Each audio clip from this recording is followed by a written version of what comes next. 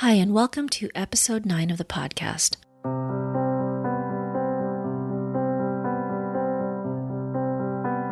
Today, my guest is Jodie Gale.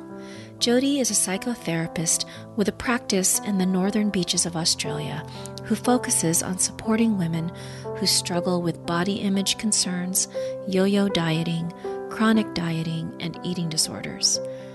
I'm excited about today's episode because these are areas that I feel that at some level, many, if not most women can relate to. I know I can. In today's conversation, Jodie will discuss how disordered eating and weight concerns can be understood and approached in healing as a search for wholeness. So without any further ado, let's go ahead and get started with the interview.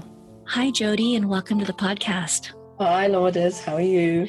I'm good, and I'm just really grateful to you for your time and your insights on this very relevant and meaningful topic. And I've so been looking forward to connecting with you, and I'm glad that we're finally doing this. Yeah, me too. I look forward to it. Jodie, I know that I shared quite a bit about your work and your approach. Could you tell the audience a little bit more about yourself? Sure. So I lived in London for most of my 20s and 30s, and that's where I trained in psychosynthesis depth psychotherapy. And I've been in private practice for over 15 years, and the last 10 of those years are back home in Sydney. So I moved home and my husband immigrated. And I guess I want to say that my passion for this work stems from my own recovery from bulimia. So I've been in recovery for over 20 years, and that was also really the impetus for my own journey into therapy and then becoming a therapist. And psychosynthesis is a transpersonal and psychospiritual psychotherapy. So that's where I guess the context for most of my work comes from. Jodie, could you share a little bit more about how psychosynthesis approaches healings, just to give our listeners a sense of what that might be? Because I know it's not an approach that maybe all therapists are familiar with. And for the average listener, that they may not know what that means. So psychosynthesis was devised and developed by Roberto Assagioli. And he was the first psychoanalyst in Italy. And he was a colleague of Freud and Jung. And he felt that, I guess because of his own spiritual background, he felt that spirituality was being pathologized in some of the other methods. And so he developed psychoanalysis really to include a spiritual perspective. So what that actually means is that, I guess looking at the psyche, we work with the lower unconscious and the sort of repressed energies. We work in the middle unconscious, which is the here and now. And we also work in the higher unconscious, which is transpersonal and spiritual. So really dipping in and out of all areas of the psyche. So the heights and the depths of the psyche. And it includes, the best of Western psychology along with Eastern and Western spirituality. So, Jodie, one of the things that really attracted me when I was going through your very rich website, which just has so much meaningful content that I encourage our listeners to go and explore, because you will find something there that speaks to you, was that you had done some research around eating disorders as a search for wholeness. And that title really grabbed at me because I felt like that's a perspective that's very unique. Again, going back to the psychosynthesis, which is not pathologizing. And so that was really kind of what, triggered me to think, I really want to talk to Jodie more about what this is, and pause. And maybe you can share a little bit more about what it means to say that eating disorders can be perceived as a search for wholeness. Okay, so one of the people that I look to for inspiration in terms of eating disorder work is Janine Roth, and she wrote Women, Food, God, and I couldn't really say this better than her, so I'll quote her. She says that disordered eating of any kind, including dieting, restricting, anything to do with trying to change our body in that respect, it's an attempt to fix something that has never been broken. So whenever I work with someone, I always hold the context that at the core, each of us is whole and unbroken, we don't need to become whole because we are already whole. And our journey is to realize this wholeness. And in psychosynthesis, we call that whole place the self. And when a woman comes with an eating disorder, she often feels broken. She's often internalized family and the professionals that she's sick or that she has a mental illness or a psychiatric disorder.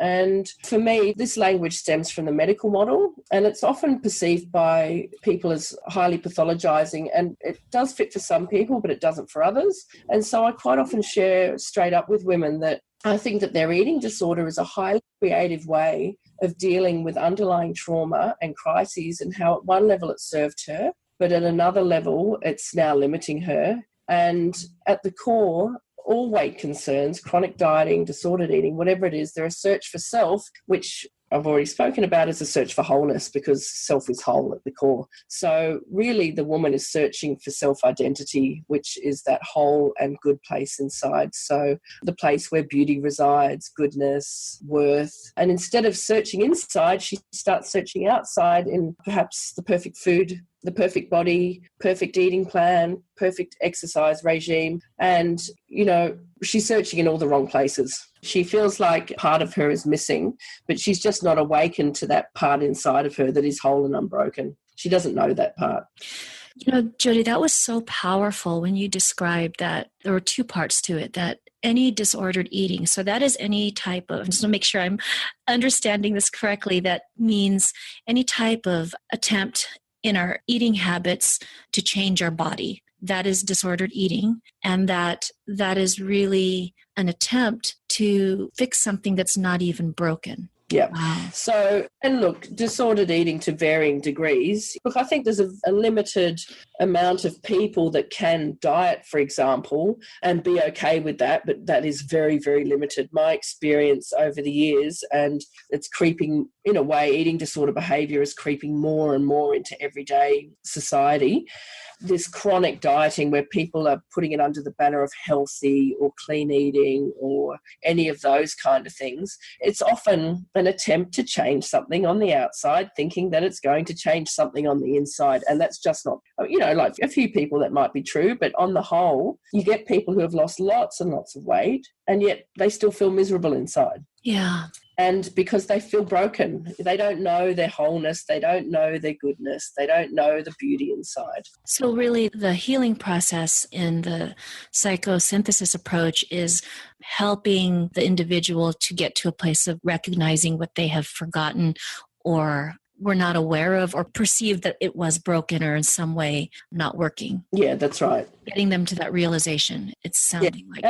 That's right, that I am not broken. I'm not, we're talking about shame here, I guess. So where people feel that deep disgust with oneself and that loathing, it's coming to a place of healing that, which is a very long journey a lot of the time. That's so powerful too, what you describe. You know, a lot of these things that are couched in terms of healthy eating, clean eating, or even the word self-care, you know, which is, I know that is something that is very important, but I can see how if that's pulled into the self-care, if the person is trying to do all these things in terms of her eating, and let's say that this person is eating healthily, but she's not seeing the changes that she thinks she should be seeing, then there can be another sense of failure or what's wrong with me because I am eating cleanly, I am exercising. And I've seen that with women where, you know, there's this dismay and this anger and frustration because they are trying all these things, are sincerely making shifts, but yet they're not getting the outer results that they thought they would get. And I think when you add that already to the underlying sense of being broken, that really compounds the issue. Oh, absolutely. And, you know, really more and more, and through my training, I did a training last year through the Institute for the Psychology of Eating, more and more it's around losing these labels anyway. And, you know, food is just food. Instead of exercising to whatever, it's about moving the body in the ways that we enjoy, and about bringing more pleasure into our lives. So it's really about losing this language, I think, this good, you know, it's that good, bad split. Yeah. And so, Jodie, when I was going through your site, there was a quote that really got my attention. And it reads, Working with the psychology of eating, meaning the heart, mind, and the soul of the eater, is often a subversive undertaking. We are often guiding people to a place where they didn't ask to visit, yet their heart is yearning to go there. Could you tell me a little bit more about this quote and why it's so meaningful to the work that you do with women? Yeah, sure. I recently ended with a long-term client. I have permission to share this. And when I first came to therapy, I had no idea of the depth of the work that we would do together or the things that I would learn about myself. And in a way, it goes back to something similar to what we were just talking about. Many women come to therapy or even when they're reading a self-help book or anything like that around wanting to fix the symptoms. They want to eradicate the symptoms and they want to cure themselves. They, again, they think they're broken. And what we often find is that many treatment programs solely focus on this, and they focus on the food, the weight, and stopping the behaviours. However, when I start working with someone, I don't use food journals. I rarely focus on the food for quite a long period of time or the restriction or the weight, because in my experience, the recovery has very little to do with this. And symptoms and behaviours, if we were to just eradicate them, we don't get to integrate the value, meaning and purpose behind them. And so really the work is around discovering and helping this woman to just what it is that her soul truly yearns for. And in a way that might be, the eating disorder might be yearning for her to be seen. It might be yearning for her to be heard for the first time, or, to separate and individuate from a family or cultural history. It might be calling for her to treat herself with self-acceptance and self-compassion, to find relationship and connection with herself and others. And always, in my experience, it's around realizing her value and worth, regardless of her body size. Yeah, when you look at it from that perspective, you can just see how, when you talked about these symptoms having a value, meaning, and purpose, and those things that you described completely, captured that. Because my next question was, what are some of the values, meanings, and purpose of symptoms? And I think you described those. Yeah, and there's many more, like once you begin to start to really unpack the eating disorder, there's so many underlying reasons and causes. And, in a transpersonal psychotherapy, symptoms and behaviours and defences, they're not just about squashing sort of painful experiences, I guess, or trauma experiences. We also see them as a call to integrate a transpersonal quality. So that's why, using food, you can use it, to sort of squash anger or other feelings, but it can also be to connect with love. If there's no love in your life and perhaps food is the only form, it's not true, but you think it's the only form of love you can have in that moment. So you're actually longing for that transpersonal quality and searching through food or, for other people through addiction. So it's used for lots of different things. That's so interesting to see how it goes, beyond what's happening with that symptom, and that there's a value, meaning, and purpose for the individual, but then that also goes to something larger than that person, something, like you said, a transpersonal aspect. Yeah, absolutely. Jodie, what would you say are maybe some of the more common values, meanings, and purposes beneath the symptoms of disordered eating? If there were, 2 or 3 that are common as far as what you see, and if you can connect these to what the transpersonal aspect, what would you say those are? Yeah, look, I would say you quite often get these eating disorder mythbuster, things. You see them on Facebook and places like that all the time. And quite often they say, they're not about attention seeking. And I don't like that term, attention seeking, but actually, not in a way, I absolutely think eating disorders and the way that our body is presented in the world is about being seen. And for a lot of sufferers, their true self, their authentic self has never truly been seen and heard. And their eating disorder is a way to cope with this and also to be seen. And so there's that. And then the other one is always about worth and about feeling worthy in the world. And they're kind of linked, aren't they? So for me, the majority of the work is around healing early childhood trauma, emotional trauma, and sometimes it might be sexual abuse as well and things like that. But usually it's emotional trauma and really about helping the woman to begin to treat herself in a way that she was never treated. So part of that is around developing an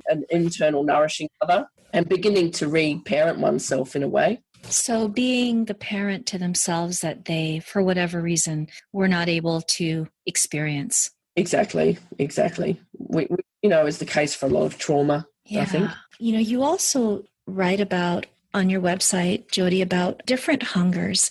And I thought that was really an interesting perspective, especially in terms of disordered eating, that there are different hungers.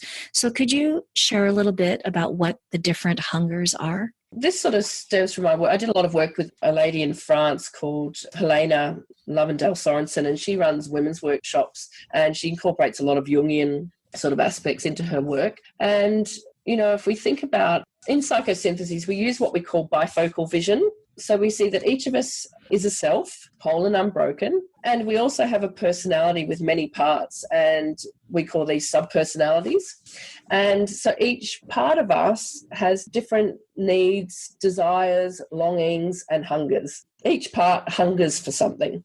So when I work with women recovering from an eating disorder, over time we really explore and get to know intimately all the different parts of who she is. And, each of these parts behaves in a certain way. It feels a certain way. It wants something. It needs something. And it desires different things. And at the core, they each have a different quality. And, if we look at the work of Susie Orbach, who is very prominent in eating disorder work, she talks about eating disorders as being the most brutal internal struggle directed at suppression of needs. It's a daily, even hourly attempt to keep needs and desires under wraps. And so what's happening when someone's using food, they're often filling these needs with food or with exercise or whatever else, when actually they need to be filling that with love or compassion or acceptance. And it's kind of like if we go back to Maslow's hierarchy of needs, and it's like filling a basic need, it's like filling a love need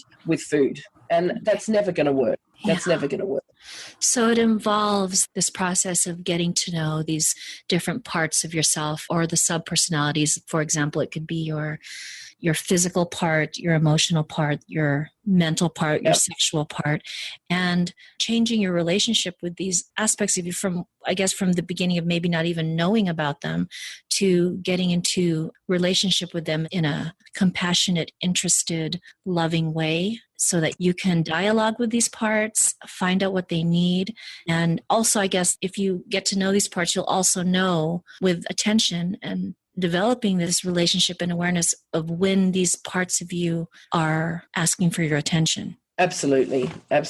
And there's so many parts of us. If I think about, I've got a very good example of one for myself. I used to, Desperate Housewives and Brie Vanderkamp. So I have a very big Brie Vanderkamp subpersonality. It's a very, she'd take cookies to the neighbour, serious either. You can really bring these parts into cartoon characters or, like the inner critic. And we work a lot in the work I do, it's long-term work, and a lot of work with the inner child. And, these parts are so hungry, they're so needy. Yeah. And in a way, they kind of react really well, really quickly. They're sort of happy with tiny morsels of love, I think for women, one of the most powerful things is realising I have a body, but I am not my body. Or I have feelings and I am not my feelings. So this is very popular in mindfulness these days, but Jolie, he was using body feelings mind meditation since the middle of last century. And a lot of the work is about disidentifying from the parts and identifying with that core whole self. So that's process of therapy in a way. So with these parts, you had mentioned just that they are so hungry and would be happy for any morsels. Because I know when I work with my clients using parts work, and I haven't worked from a psychosynthesis perspective, but I have incorporated the parts, that often looking at these parts as children who want our attention, and so they're having a tantrum, they're doing all kinds of things just like children will do until, they get your attention. And I know for me, when relating to my toddler, that when I connect with him and I'm attentive and I'm paying attention to his needs, then we also are usually having a more peaceful time. you know. Oh, And so and yeah, I mean, I've got 2 children through foster care, so more and more I'm using this with clients, because it's all about this attachment relationship and the therapeutic relationship and helping them to stay on the circle of their own needs, It's all about this. Yeah. I've heard you write that eating disorders are a complex way of managing biographical, existential, and spiritual crisis, and that a spiritual context lays at the heart of all of this. Can you speak more about that? Sure. So, what we're seeing, there's emerging evidence around eating disorders, and in fact any sort of treatment for addiction and all sorts of things, that spirituality, when it's included in treatment, it has better health outcomes. And I read last year or the year before that Columbia University has currently got research programs about integrating spirituality into therapy and healthcare. So I guess what I want to say about spirituality, and I think Renee Beck, when you interviewed her, she might have said something similar. When we're talking about spirituality, in this context, we're using it to describe the deeper essence of who we are, and that part of us that continually calls us towards our growth and wholeness. And in psychosynthesis, we call it the spiritual self, and it's made up of will and consciousness, and it's our life force. So if we're not connected with this, we lack will and we lack life energy. And this is where we get trapped in the maintaining cycle of addiction, eating disorders, depression, anxieties, and all those other symptoms that, we're presented with. But, really to recover, it's really about, we would call it a journey of the soul. And ultimately, whatever the trauma or the crisis, it's had a profound impact on the woman's soul and spirit. And quite often, I would say that a lot of people experience soul trauma, not just emotional and psychological trauma. And so when someone comes to therapy, they're quite often what we see as being spiritually bankrupt. And through that empathic and loving relationship with the therapist, the woman can internalize, again, that nourishing mother, and she can start to care for herself in a more nourishing way. And really it's about building those spiritual qualities of connection, acceptance, compassion, love. And by sitting with someone in healthy relationship, the brain changes. There's evidence that having an empathic experience with someone, both brains, and look, I'm not big on neuroscience, so correct me if I'm getting this wrong, but the brain lights up in the same area. So each person is having an impact on each other. And through this, the brain changes, her soul sickness can heal, and more often than not, that's where she can find that value, meaning and purpose out of her suffering. And so the eating disorder becomes what we call a transformational crisis, and it's not just this bad thing to get rid of, because, it's really served her in a lot of ways. And, when we view people like this, and when we look at the food and body issues in this way, an eating disorder really has very little to do with food and the body. It's so much more than that.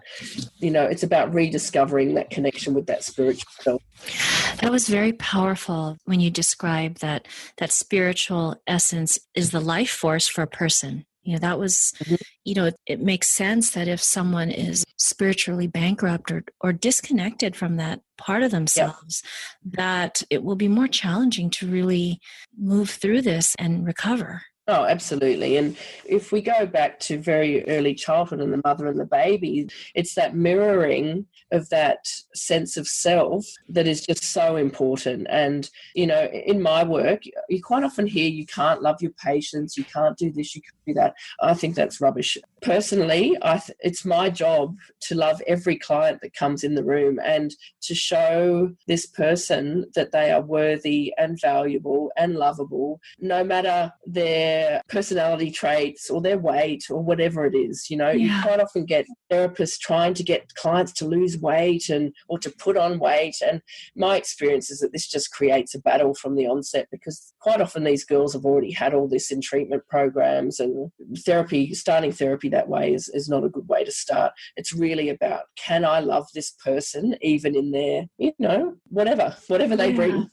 So really giving your clients that experience that should have happened as a child of unconditional acceptance right where they are, just as they are. Exactly that. Yeah. And that's it. And that's powerful, because for many people, that has never happened. Exactly.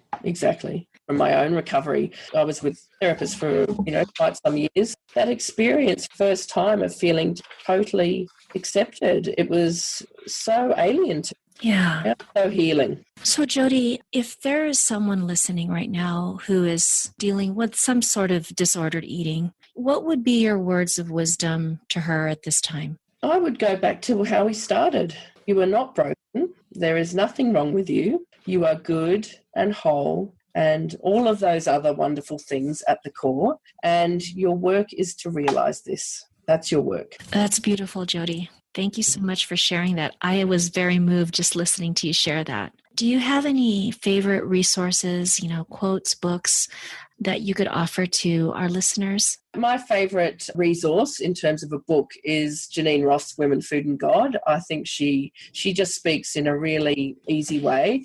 And I guess what I want to say about that is in Australia, we're not so much religious as we are. More people identify as being spiritual, I guess. So that the title can be a little bit off-putting for some people, not everyone. But in a way, I sort of just transfer the God to meaning soul or spirit or, for Indigenous Australians, for example, it might mean the land.